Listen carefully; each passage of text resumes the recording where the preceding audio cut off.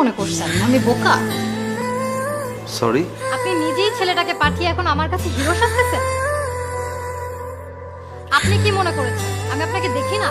আপনি আমাকে ভার্সিটির প্রথম দিন থেকেই ফলো করতেছেন, আমার দিকে তাকিয়ে থাকেন, আমার পিছে পিছে আসেন। আমি ক্লাসরুমে গেলে ওখানে তাকিয়ে থাকেন, লাইব্রেরিতে গেলে ওখানে পিছে পিছে যান, তাকিয়ে থাকেন, ফুড কোর্টে গেলে, ইভেন আমি ওয়াশরুমে গেলে ওখান থেকে এসে দেখি আপনি দাঁড়িয়ে আছেন। এসব কি?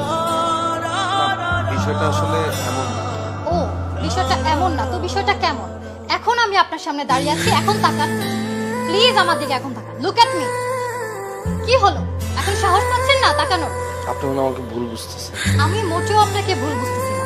আপনি আজকে থেকে না, আপনি সেই কলেজ লাইফ থেকে আমার পিছে পিছে আসেন। আমি কলেজে যাওয়ার সময় আপনি তাকিয়ে থাকতেন, আসার সময় তাকিয়ে থাকতেন।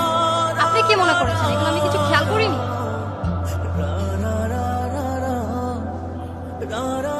কিন্তু আমি চাই আপনি আমার দিকে সবসময় তাকিয়ে থাকেন, সারা জীবন তাকিয়ে থাকেন। কিন্তু অন্য কারো দিকে তাকানো যাবে না, শুধু আমার দিকেই তাকিয়ে থাকতে হবে।